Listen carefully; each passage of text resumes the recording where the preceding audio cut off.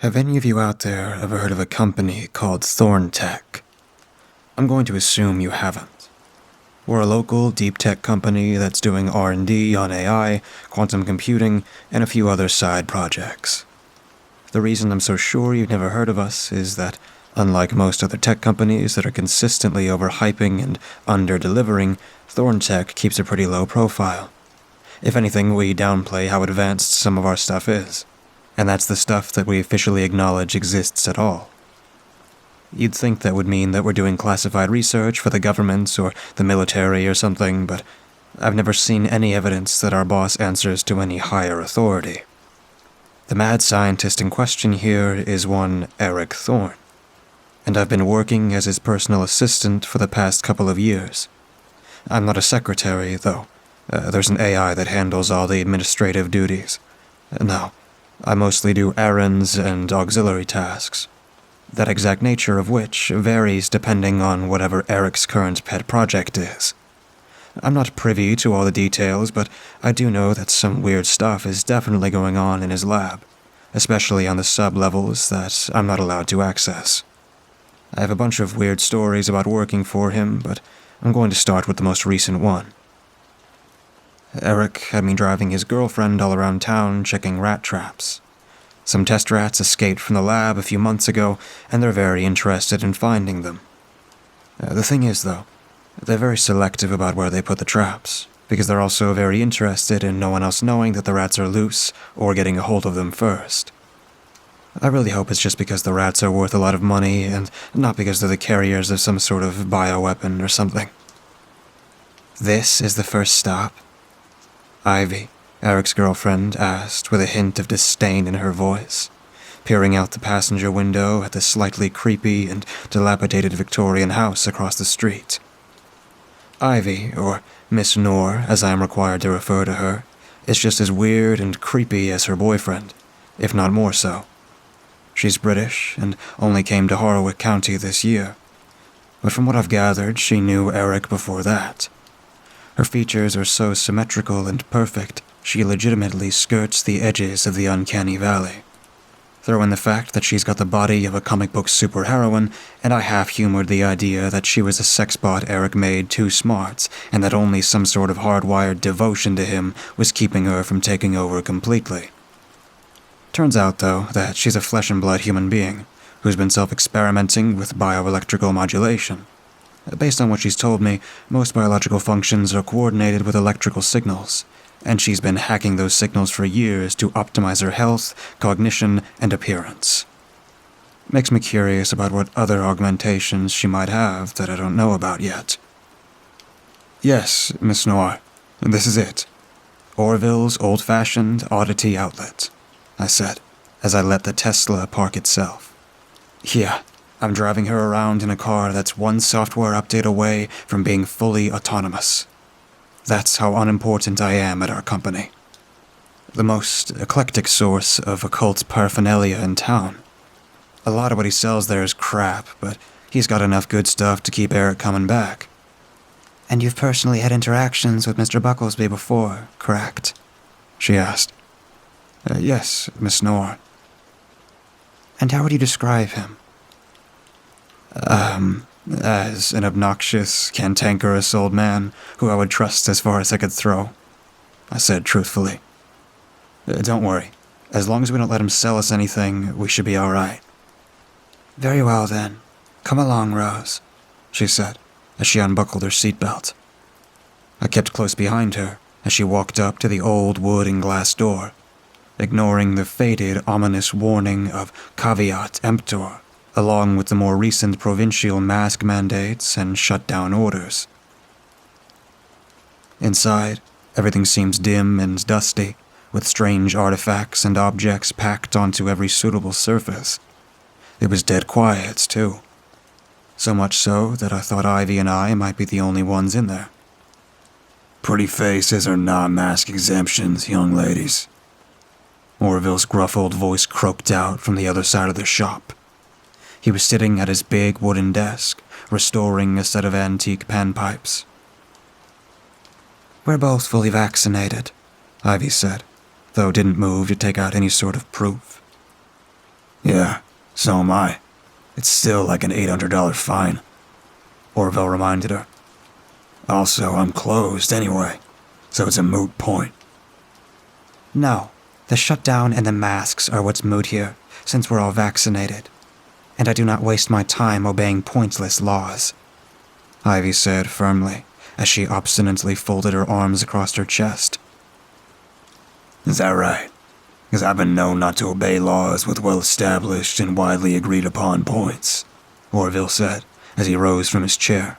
He grabbed his hickory cane, but didn't lean on it, instead holding it more like a baseball bat.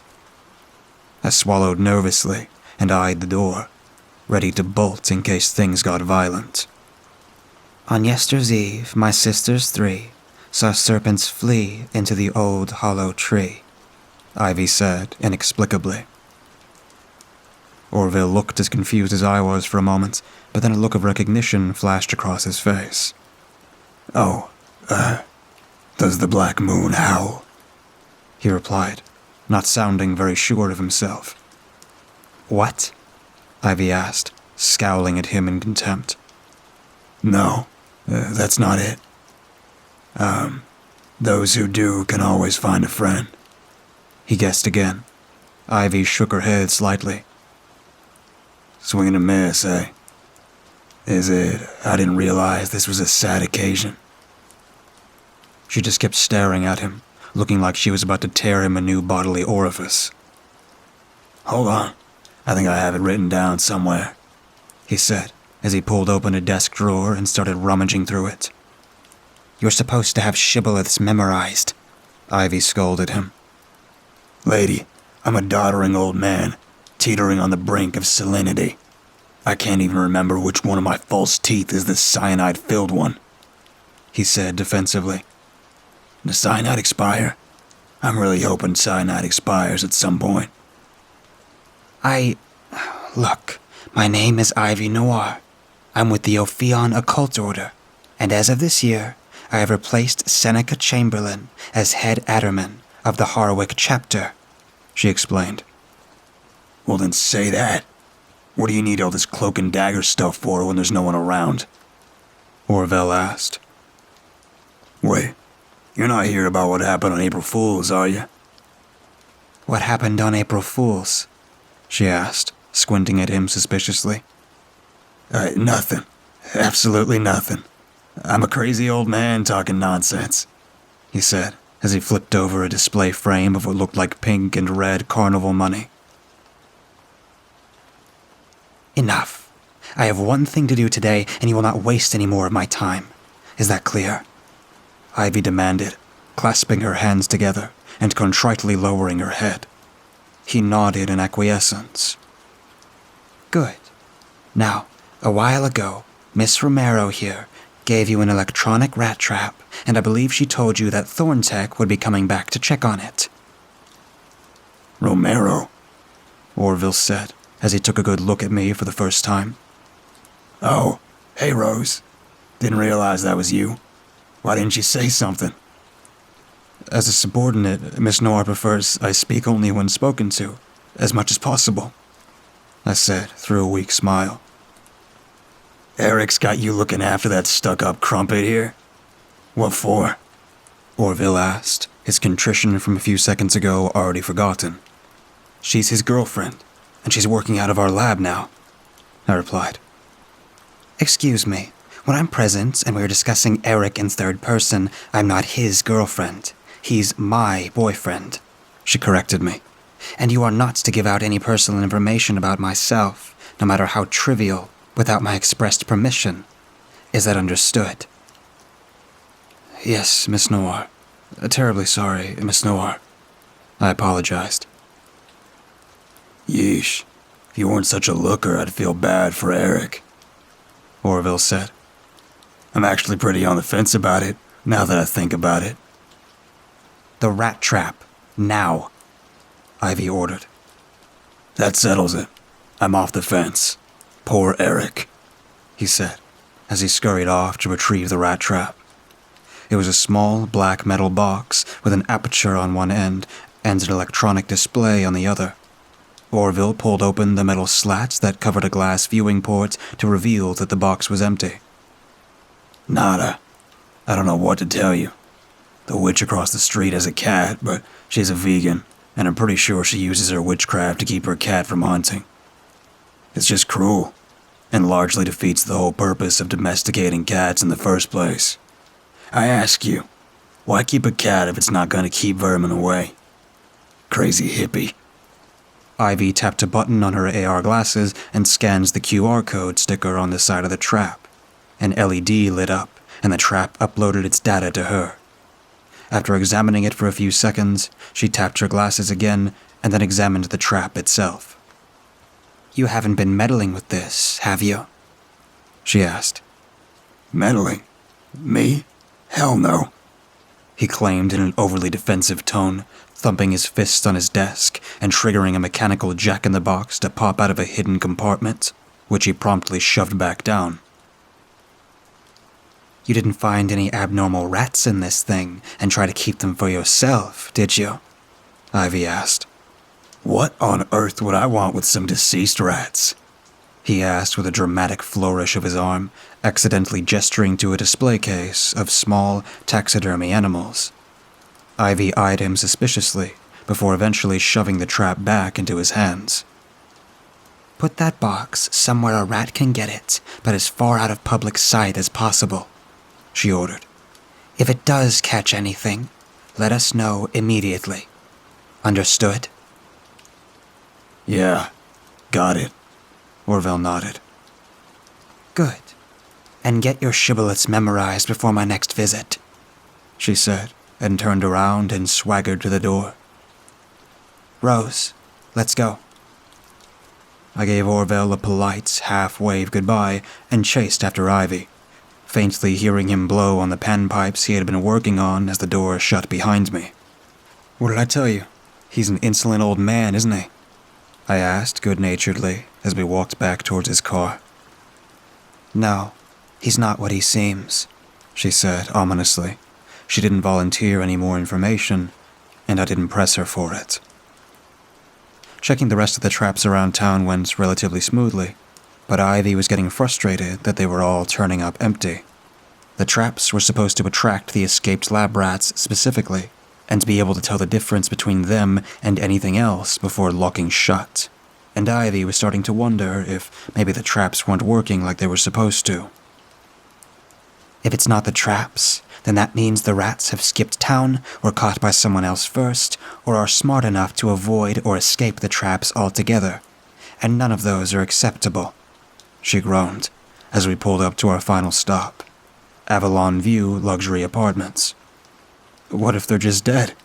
I asked, since that seemed like a pretty big possibility to overlook.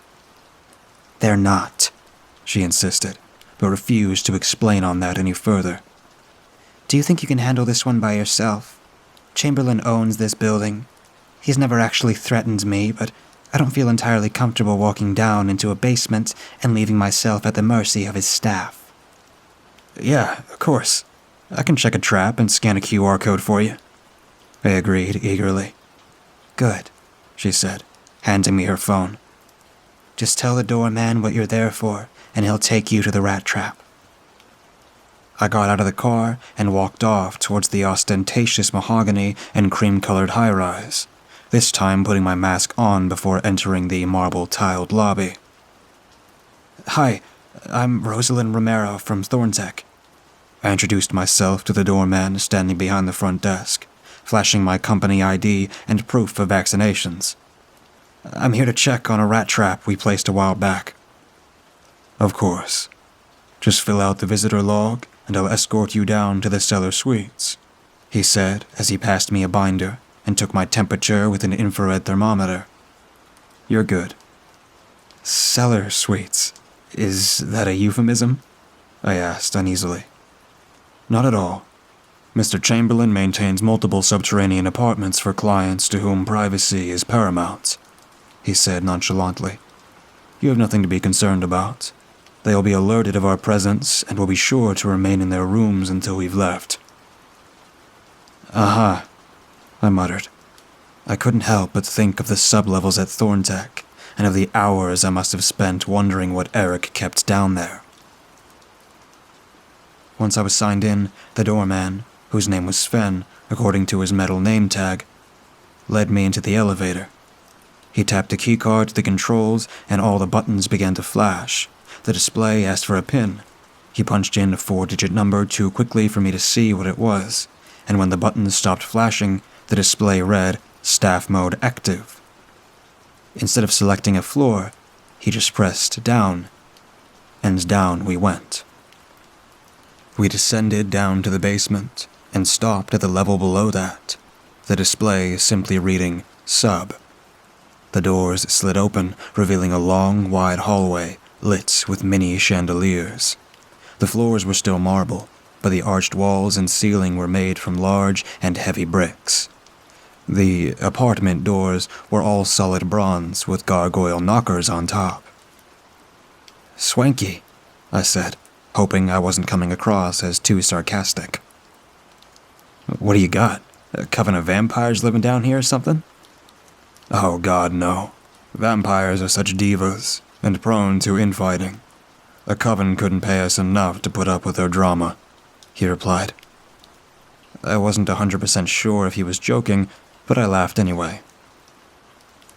We reached the end of the hallway, and he gave the door 3 loud knocks with the knocking ring.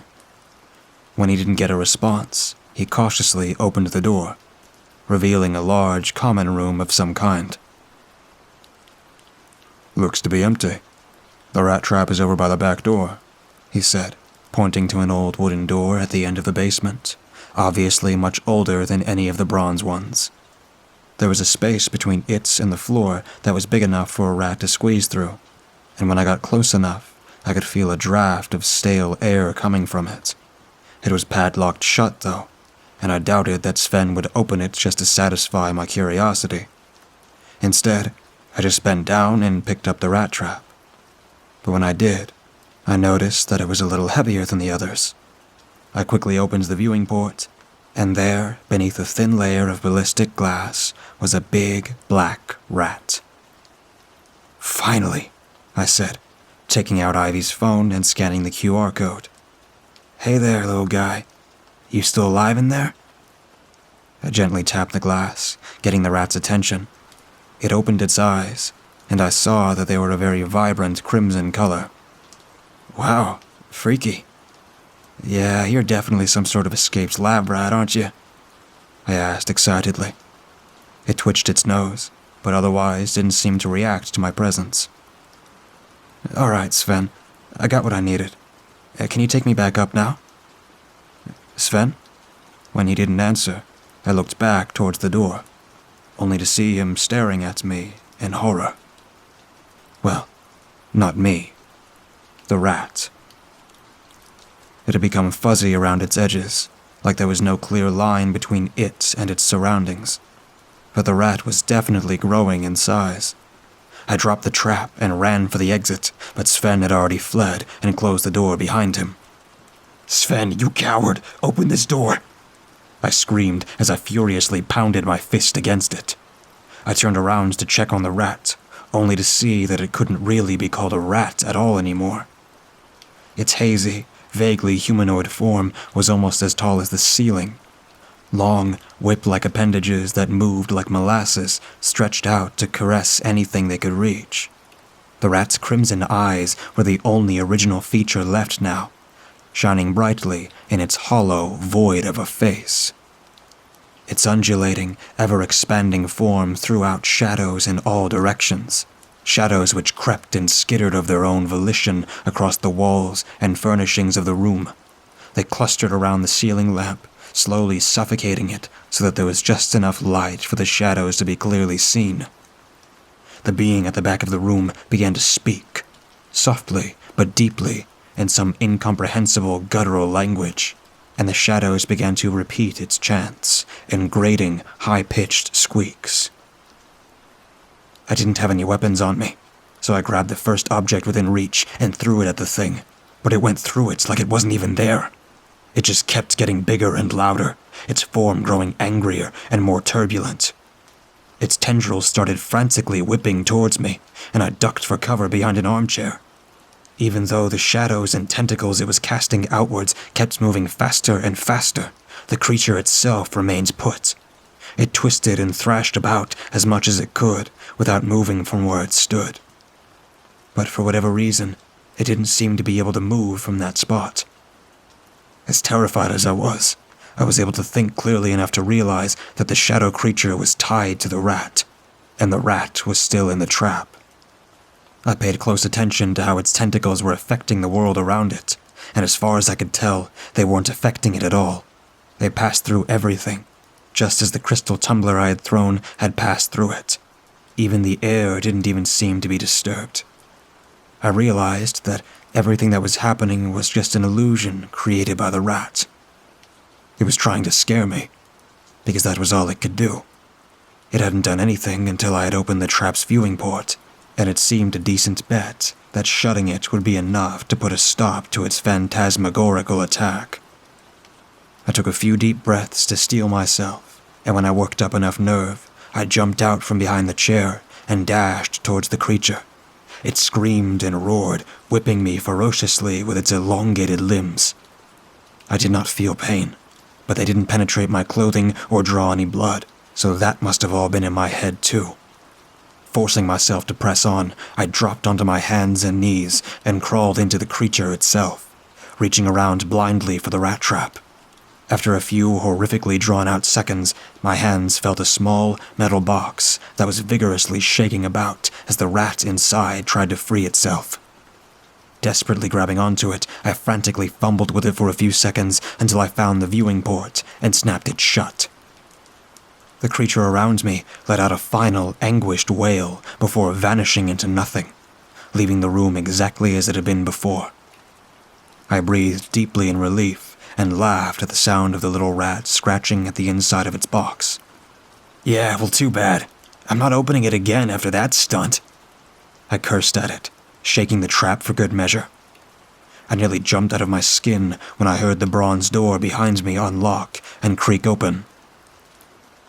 I spun around and saw a tall, slender man dressed in a fancy silk housecoat.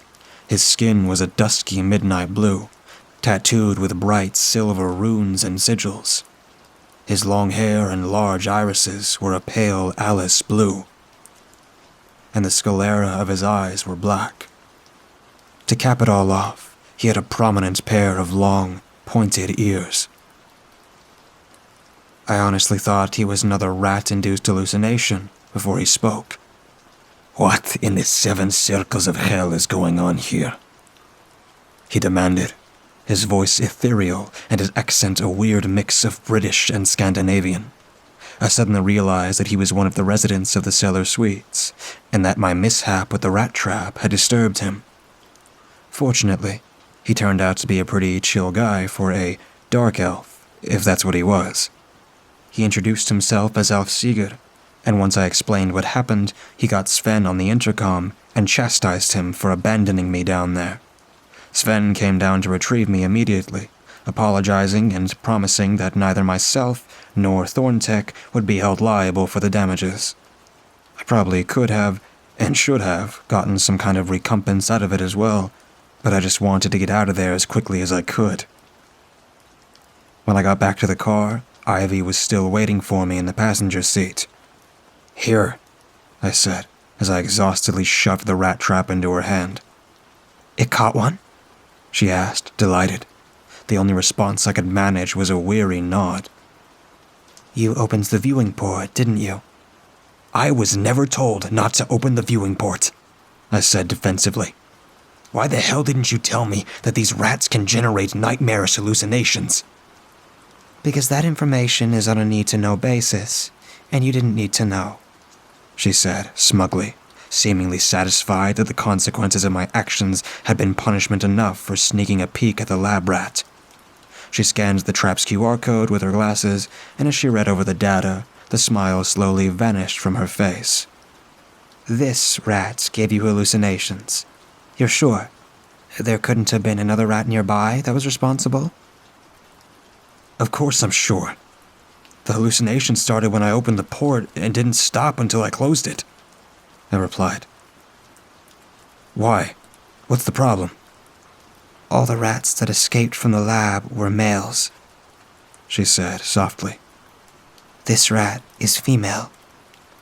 The only way she could exist is if she's the daughter of one of the escaped lab rats. They're breeding with the local population and passing on their engineered traits to their offspring. Jesus Christ, I muttered. The thought of an exponentially increasing population of those nightmare rats making my blood run cold. I need to adopt a cat,